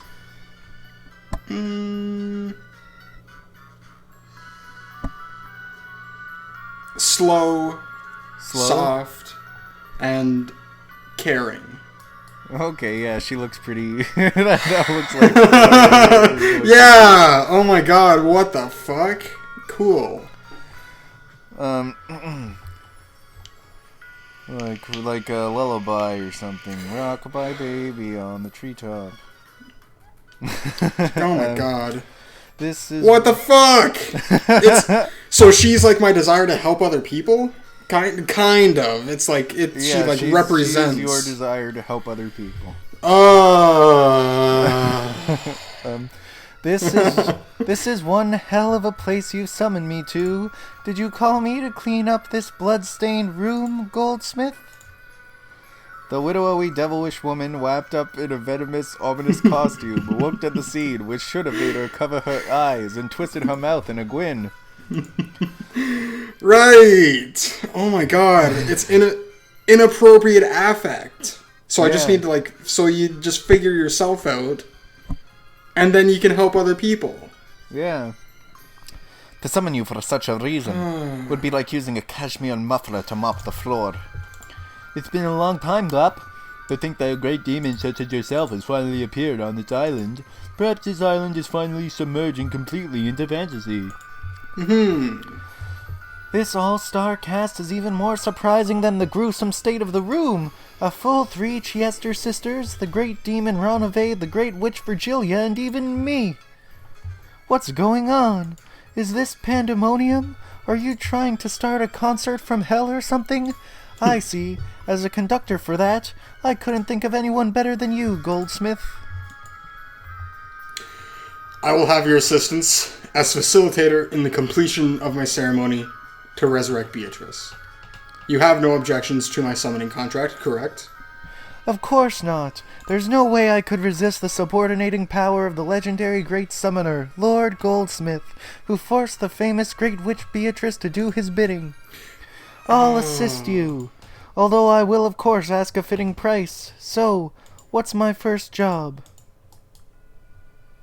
Capture the cowards who made it through the first twilight. Fortunately, there are still 7 here, aren't they? Aren't there? Nanjo, Shannon, Cannon, Goda, Kumasawa, Kiri, and Kraus. Oh, if these 7 are all offered as sacrifices, that's exactly 13 people. Unless it's time for the second and later twilights to be carried out, throw them into the cage of sacrifices. A cashmere mop, huh? Understood. As Gap shrugged her shoulders, she looked at Klaus, who was still down on his butt. She glared. Then, when she snapped her fingers, Klaus was swallowed up by the floor, as though a round pitfall had opened up beneath him. One down. There was no hole in the floor, but it had certainly looked as though Klaus had been swallowed up by a hole and disappeared. Searching for her next play, Gop's gaze crossed Kyrie's. She snapped her fingers. Kyrie jumped back as though repelled. Her instincts had been right. After all, in the place where she'd been until a second ago, a wound jet black hole had appeared, the same kind that had swallowed up Klaus. However, before she could catch her balance, another pitfall appeared and swallowed her up. Even Kyrie had no way of eluding Gop's capture. Whoa! When she snapped her fingers again, a shocked Nanjo was swallowed up by the floor and disappeared. When she did it again, 410 let out a short yell and jumped back. This time, a slightly larger pitfall had opened, swallowing both Shannon and Cannon, who had been standing in a line by the door. But because 410 had jumped away from the door, that was no longer blocked. Instinctively aware that he would be next, Goda dashed out through that door. Of course, Kumasawa also escaped with lightning speed, chasing after Goda. As Gap snapped her fingers over and over, wound jet-black pitfalls opened one after another behind them, chasing them. However, they did nothing but drive the recklessly fleeing pair away and couldn't swallow them up. Goda and Kumasawa had escaped in a matter of seconds. I've gotten slow. I let 2 get away. Don't worry, we are currently locking onto the escapee targets. Data link ready. Shall we snipe? No, I cannot authorize that. They are precious sacrifices. Wait for the Master's authorization. Great Lord Goldsmith, we await your orders. Oh, sorry. It is still too soon for the coming of the second twilight, is what the source of my magical power is whispering to me. It must not be now. Let them do as they please. It isn't as though they can escape from this island. The source of the Master's magical power is noise and risk and test of luck. Oh, in other words, it means being fickle, it would seem.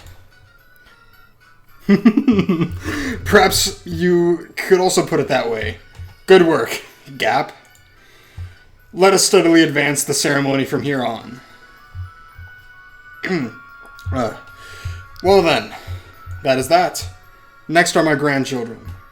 I will test them to see whether they are qualified to become my successor. Let's see, how shall I test their qualifications? If you decide that they're qualified, do you intend to abandon Beato's resurrection? No. What? Of course. And despite that, I will test them. Perhaps a woman cannot understand that contradiction, nor my madness. Well, apparently men are weird as ever. I don't get the very concept of playing around with risk. Oh my, and I thought you loved that sort of thing. Of course, if a man whispers to me about dangerous risks in love, I go head over heels. But only if he's hot. No! Damn it! Coo. Be quiet. Try to refrain from whispering. Oh, it's like I look to other people and I try to learn something from them. Huh. That makes sense. Truly noisy women. But at least they aren't boring. This is what makes summoning so pleasant. All of you will bear one side of the scales of noise and risk in my ceremony. That is the work I expect of you. 6 brutally murdered corpses lay in the dining hall, and it was contaminated with red, gruesome decorations. It was now unimaginable that, until just a second ago, 13 humans had been arranged here in a well-organized manner. Kinzo wind up the famous demons and their subordinates, wildly declared the beginning of a night of overwhelming mass murders, and swore to himself that he would certainly revive Beatrice and open the door to the Golden Land. Yay! No! Sorry to keep you waiting. Now the curtain finally rises on the first twilight. Ha ha ha ha. That Kinzo, I see he loves being flashy as usual. So, even that man who can be more persistent than anything when he follows you around can shine so when on the stage. Damn! Always killing in a grotesque way, as usual. Smashing half of their heads. The bad taste you witches and demons have always pisses me off. Oh! Ugh. Smashing off of their heads, I see. So she's realized that in the game up until now, that's been the most ideal method of killing. Ideal? How is such a grotesque way of killing ideal? Isn't it, though? Try and remember the very first game. So you're that new demon or whatever that just appeared. Damn, so does this mean that the witch's corrosion continued and there are now even more creeps wandering around? The more the witch's corrosion advances, the more Rakanjima tilts towards the spirit world. That's why strange, insane people keep appearing one by one. This island has been closed off by the typhoon, so no human can leave it, much less appear as a new character to increase their numbers. But the more the corrosion advances, the more witches and demons can appear without limit, increasing one by one. By now, there might be more demons than humans among the characters appearing in this insane tale. Their numbers might be the thing that represents this mad corrosion. Oh, it's Battler who was talking that whole time. Oh, whoops. Yeah, I'm sure that's true. And the corrosion hasn't just affected the number of people, but apparently their fashion sense as well. Right. God damn it. If the corrosion If the corrosion advances any further and even more weird people appear, just what in the world would they be wearing? It's so scary, I can't imagine. Seriously, give me a break. Don't make these weird guys increase in number anymore. Ha ha ha ha. I can't do that. They'll keep increasing more and more. I'll defile the foolish closed circle rule humans speak of over and over again. Welcome to my elegant game, Gop. It's been a long time, Riche. Have you been well? Riche? Why do I ask? You look great. Have you gotten younger? You look 200 or 300 years younger than when I last saw you. Ah, I see. Is this me? Yeah, this is Battler. Okay. The demon grandfather... Ugh. Okay.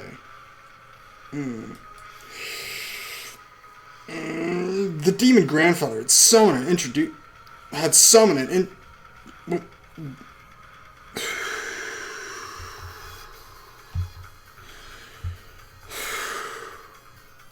The demon grandfather had summoned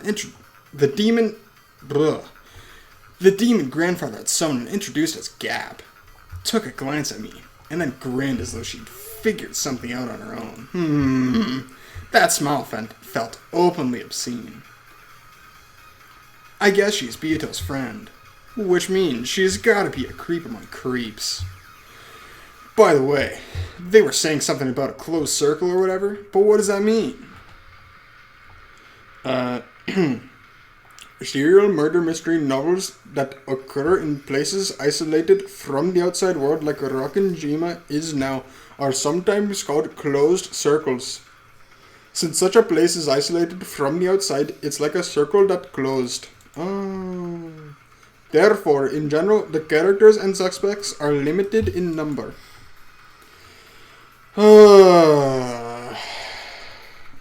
Having no suspect candidates added one on after another from outside the circle goes against the etiquette of mystery novels. In other words, the witch is probably trying to desecrate humans and the mystery genre itself. Yeah. You're Gretel? I see. You look like a wise kid. I love kids like you. You taste so sweet and tantalizing. Gross. Keep the jokes to your clothing. It's Devilish Pretty's newest Jack the Ripper Christmas blood. Sorry for having a style that a country bumpkin from the human world couldn't understand, okay? At least we know it's well ventilated. Why don't you add a gap to the head? Why don't you add a gap to the head part as well? Let a little air in your brain. Oh. Gap is always sensitive to the fashions of the spirit world, but this year's fad truly is bold. I think I'll order one sometime. For you, Riche, I'd recommend Ali Gray, Alice in the Graveyard. Let's go to 666 sometime soon to look at the clothes. You really should drop by the spirit world every now and then. When this game is over, I'll be sure to do that. Still, your two opponents are pretty cute, Riche. It looks like this kid has figured out the meaning of the corpses with their heads half smashed. Yay! Know what that is, girl? Just now she told me to remember the first game. What did that mean? Just what it sounds like. Remember the first twilight of the very first game. When the adults' corpses were found in the gardening shed with the magic circle drawn on it. Remember? Right, magic circles. This still me? Yeah, it should be. Okay. Episode 1, The First Twilight. Kraus, Rudolph, Kiri, Rosa, Shannon, and Goda. Oh, right, this is Battler, right? Yeah, it should be. Oh, shit, I skipped it. Sorry. All 6 of them had their heads pulverized and died. At that time, there were 2 types of corpses. Some had their faces pulverized, and some had half of their faces pulverized. That's right. The ones with their faces smashed were Rudolph, Kyrie, Rosa, and Goda. The ones with the sides of their heads smashed were Kraus and Shannon. At the time, I thickly created 2 types of corpses, but I realized that the former, more atrocious type was actually disadvantageous for me. Disadvantageous for you? I see. So that's what this is. That's right. The smashed faces might look atrocious, but that made it hard to confirm the identity of each person. For example, at that time, Uncle Kraus and Shannon had their heads half smashed. That alone was atrocious. That alone was atrocious enough. But because half of their faces remained, it was easy to confirm their identities.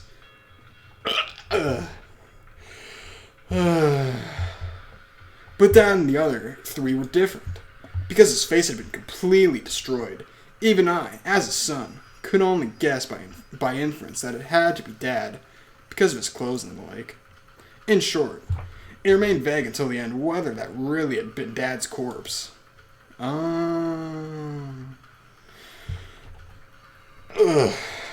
this reasoning battle had taken place during the first game as well, I would probably have claimed that, since the identities of Dad and the rest of his bodies were impossible to confirm, there was a possibility that one was a fake corpse. After all, Beto didn't state anything in red during that game. Well done. Correct.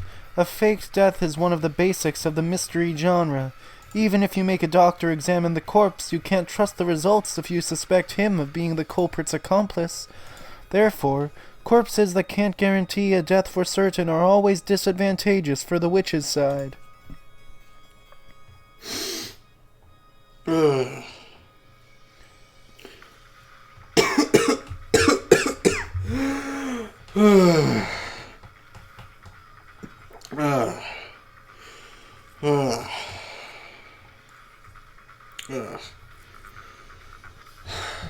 You can suspect fake deaths for all corpses, hypothesizing that one or more of them is the culprit for the crimes that follow.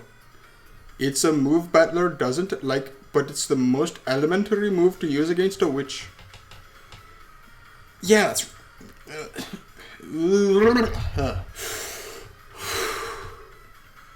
Yeah, that's right. That's why Beato started using the red. With the red truth, she can carry out a perfect autopsy. That's how it is. Normally, for the first Twilight, I would use the red truth right away, confirming the deaths of these 6. However, as you know, my battle strategy this time is the complete opposite of previous games, and I'll now use red truth starvation tactics. Since you use it as a grounding from which to counterattack, I will not use the red easily. I'll make you come apart at the seams by using red in just a single place as rarely as possible. In the end, it means I will permit all rants regarding your guesswork for all the closed rooms, and I only have to smash one of those once with the red truth. Even though you've always teased me, once I start counterattacking, you now hole up back inside your shell. Quit kidding around. At any rate, I do not want to use the red, I want to be stingy. I want to bully Battler. But how could I guarantee a death for certain without using red? I worried and worried over it. Then Gop gave me an idea. It truly is a simple method. I just pointed out something obvious and you hit upon the idea, Riche. I simply said that you only had to create corpses whose identity could be distinguished and whose complete death would be understood. In short, I put these two things together. The face, which is necessary to distinguish their identity, and the pulverization of the head, the vessel for the soul, which is the perfect symbol of death. When I put those two parts neatly together, wonderful, I came up with a perfect answer of corpses with their heads half smashed. I'll bet you love 2-colored bread and 2-colored ice cream. You're just like a greedy kid. At any rate, even if half of their heads are smashed, we shouldn't assume that they're dead at this point in time. I get it. Since Beato is trying to act tough and is refusing to say anything in red, we've got to suspect everything. Of course, I'm definitely not going to swallow the theory of magical mass murder by the Chester-ass Nachans. You sure have gotten prudent. If this were the first game, you would have swallowed everything. I wouldn't have anything less from a rival. Since there is fortunately no red now, he can imagine whatever he wants and reason over and over again as he likes. At the very end, at the very sweetest spot, I'll cut him down at once with the red truth.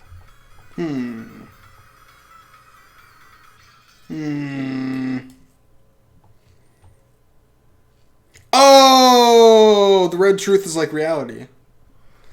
Well, the red truth is the words that appear in red on the screen. Right, so it's like Beatrice kind of gives me words, and it's like I have to see if those words are actually right.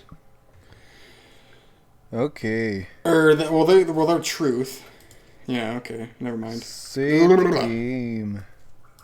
Yeah, save the game. Okay, do you have anything else you want to say? No. I think I'm good. Okay, awesome. Well, let's end that one. Let's press the stop button. Okay.